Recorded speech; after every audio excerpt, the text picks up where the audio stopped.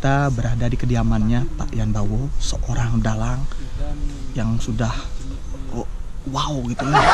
Kita sekarang akan mengulik lebih dalam mengenai kesenimanan Pak Yannya. Untuk itu jangan lupa tonton terus Umah Seni. Oke, ayo terus yuk. Penung ganggu kan nih, ganggu kan aku. Aduh.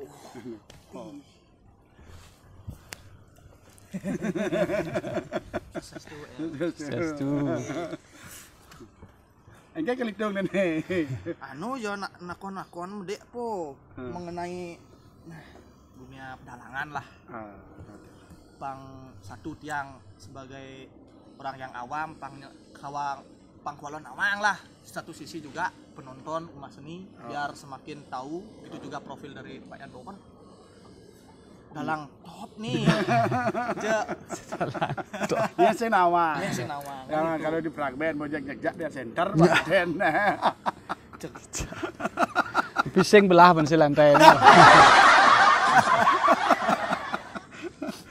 Saya mau keluar langsung kita eksekusi. Harus tuh harus segera. Introversi. Ini kan suka aja oleh waktunya. Ini untung sekali kesempatnya Pak Yan memberikan peluang untuk kita untuk sedikit ya mengupas lah tentang profilnya, pengalamannya. Kita berbagi pengalaman supaya kedepannya ini bisa dipakai motivasi untuk acuan bagi para generasi muda yang menekuni di dunia pedalangan dan Pak Yan. Artinya sekarang yang perlu juga Pak Yan biar tahu teman-teman kenapa Pak Yan tuh terjun di dunia pedalangan. Begini, sesungguhnya dari sekian banyak seni yang ada, saya condong ke seni pedalangan. Karena apa yang membuat tiang itu semangat dengan dunia pedalangan itu dasarnya saking cinta saya terhadap istilah Bali ini tetamian leluhur, tetamian lingsir-lingsir. Walaupun saya ini tidak berdarah seni, orang tua saya tidak terjun ke seniman. Berarti Pak Yan di rumah mentan dalang dulu. Dalang tidak ada, tetapi sastrawan ada. Dulu dari Kumpi tiang itu nggak salah. Ada sastrawan hebat dulu. Tapi karena tiang terlambat setelah SD saya ditinggal oleh Kumpi saya. Artinya mulai dari SD niko tiang pun kene mireng-mireng kaset-kaset. Kalau dulu itu kan dalangnya Pak Dut Madro almarhum. Itu seolah-olah saya tuh abo gitu. Abo ke pertunjukan itu walaupun saya tidak pernah melihat itu. Adi aso kene, adi aso itu. Pokoknya aja tertarik luwung bensiknya cara menyampaikan sesuatu, misalnya seperti dalang almarhum Pak Dut Madro itu tidak terkesan menyampaikan kritikan itu tidak heroik, Bamban. Artinya yang Bamban ragu menyampaikan kritikan, artinya dioko sing ado bayu nak berubah bayu. Karena cara penyampaian ragu itu Bamban. Nah itulah saya artinya berangkat dari sana tiang itu luwung sana walaupun ada sebagian keluarga besar tidak mendukung karena udah melajun pedalang sing kengken kalau pindahan dadenya ternyata kuat saya berpegang teguh pada komitmen. Gitu. Akhirnya SMP di Slube Sukawati sudah mulai artinya mengenal rekan-rekan seperti Mang Ari itu adik-adiknya Dek Capung. Karena tanpa disengaja saya diajak ke rumahnya. Aduh clear pasang tinyin wayang nih man. Saya tidak tahu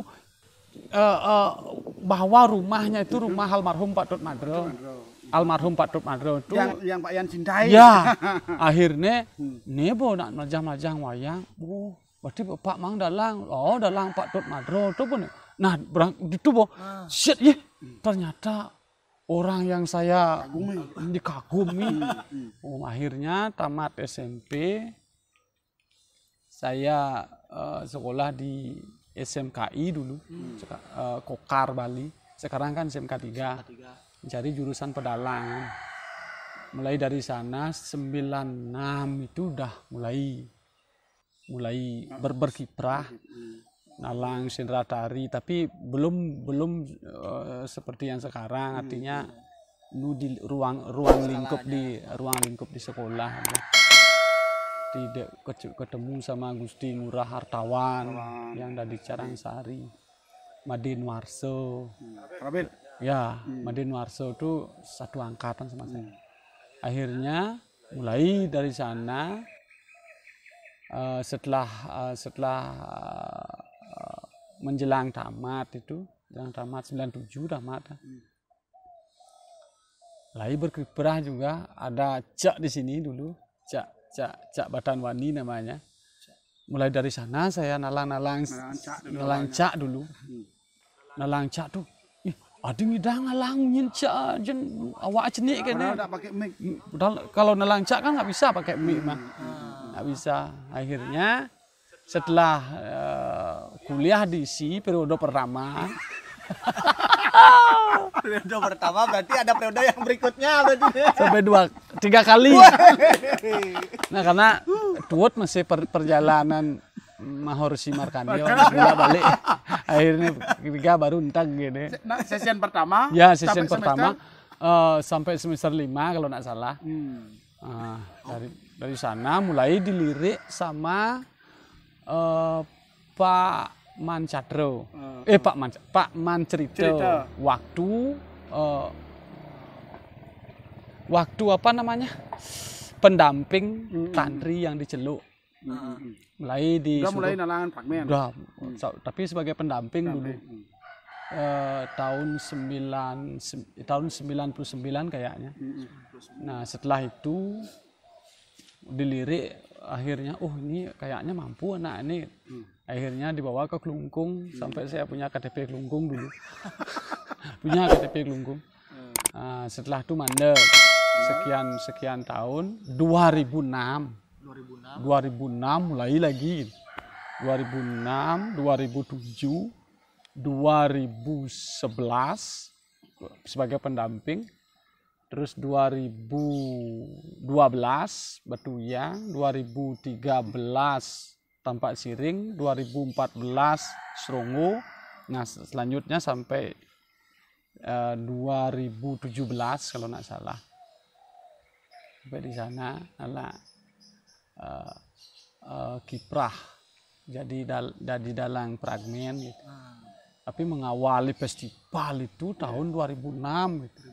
Mulai festival waktu Kebon Singopadu yang pentas di Negaro, itu ajang PKB. 2006 ya 2006, 2007 yang di MAS, yang di Balewakio itu.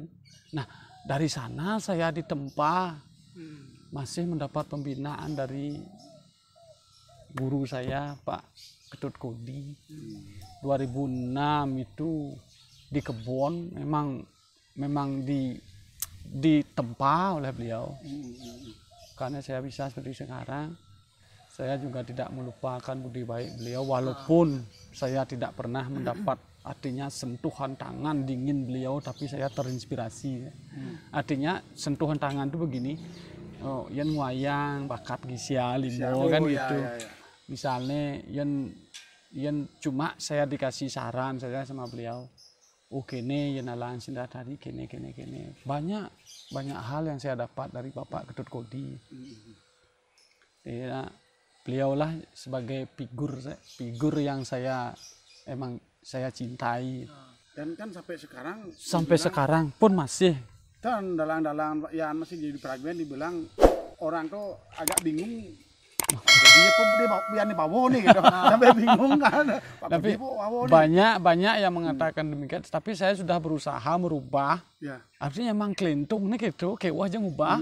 Artinya orang pangkat cara Patut Kodi sengidang, emang otomatis dia. Ada sengidang. Nah, keinginan tiang pribadi kan harus punya style sendiri, punya identitas sendiri. pangsing ya kadang nuteng emang dasar kita sebagai seorang seniman itu kan harus meniru dulu. Meniru karena saking cintanya kita. Emang dari dulu sekali saya cinta artinya dari berbagai garap niko seperti apa namanya Senopati Salio masih terngiang di telinga saya. Oh gitu Patut Kodi Pidanalang. Bedas gitu Pasung Grigis banyak karya-karya beliau itu yang menginspirasi. Gitu. Oh, itu pengalamannya, ini sejarah, historinya sampai menjadi seorang dalang yang dikenal. Oleh sampai masuk di Pangkelu. Yang kedua kali Niko, justru saya dicari ke sini sama Pak Tut Kodi tapi tentiang aja ngurto. Udah masuk ada ya, karena Pak Tut Kodi niki berteman dengan Pak Man yang di rumah tua. Sekarang ada di Bandung. Sama kakaknya Pak Tut Kodi, Pak Wian Karyo. Itu sudah seperti ya teman-teman akrab gitu. Ada dicari saya ke rumah. Udah nih wayan masuk ben kecok. Tapi tentiangan. Tapi bapak saya menyampaikan ke saya sampai nah hatinya tidak enak lah. Cok kengken bukan dialih ke dosen namanya sing masuk. Akhirnya masuk kuliah lagi ke yang kedua mandek lagi. Oh di sana dah saya dicerca artinya kengken ini borin ngalih nutup nilai tidak ada kebetulan sing mampu akhirnya karena ajakan dari rekan-rekan Dek Capung sama Mang Artawo akhirnya kembali kuliah tapi mengambil dari awal ini gitu. Semester 1? Ya dari semester 1 kembali selesainya 2014 Ini unik nih sampai 3 kali yang dia ingin tahu apa ada di pikiran Wayan tuh kok bisa sampai 3 kali karena kan dari dasar dia sudah punya bekal tinggal kita masuk aja kemampuan jangan diragukan lagi sampai 3 kali apa yang ada di pikirnya kok bisa sampai 3 kali gitu. Kan harus ini yang tidak tahu teman-teman ini pertanyaan yang unik pertanyaan yang menyentuh ini Adi bisa gitu padahal dari kemampuan sih kalah aja timpal ya. Bukan, gini, yang cara wayang tuh saya tuh kelas 2. Kalau dulu tuh SMKI kan sampai kelas 4. Kelas 4. Saya kelas 2 nih kok pun mulai wayang. Nak bo mulai mekebah wayang. Bo ngelah kemampuan wayang. Alang ado nak ngurin demen nadi gitu loh. Adene rago demen wayang, ado nak ngurin wayang, orang sing nyak berarti kan belih tuh.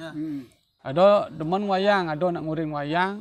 Harusnya walaupun kemampuannya masih tergolong rendah keto jak bisa nih Bu Adi rago bisa tergoda dengan yang lain tuh gitu padahal bejak suwok kena panglakat pangmisi kan ikut ada nih dori itu penting nih gitu emang gitu caranya dosen-dosen dulu memotivasi mahasiswanya pangmisi ikut adaan dorene pangseng ya adaan bawa untuk kan jin ngikut dek ya nih akan itu penting di situ akhirnya berangkat dari sana baru kali ini saya merenungi ternyata rago kanti nagih gen nepelinggih gen nepelinggih di kampus sampai ada salah satu dosen bilang tamat nah. Gen pelingih malu bisa di depan rektorat suatu malu tamat. Artinya kan, artinya ungkapan itulah yang saya jadikan motivasi. Baru sekarang saya sadar, ternyata itu cambuk. Semua orang itu punya cara yang berbeda untuk memotivasi seorang itu kan. Sehingga harus ajomo, sehingga harus ini. Tapi ngelah dosen yang bersangkut ini cara yang unik gaya nepelinggih otomatis introspeksi jengah dan ragu harus tamat jadi itu latih makanya teruslah berlanjut sampai saya bisa menyelesaikan kuliah S1-nya gitu. Nah ini Pak Yan ini aduh kena dia dot melajah wayang nah jadi dot petakonnya tuh apa teknik dasar engken cara rago pang nah artinya pang mendasar lah rago ngewayang. Nah, Mengawali. apa yang pakai kita mengawali. Nah, Swastiastu.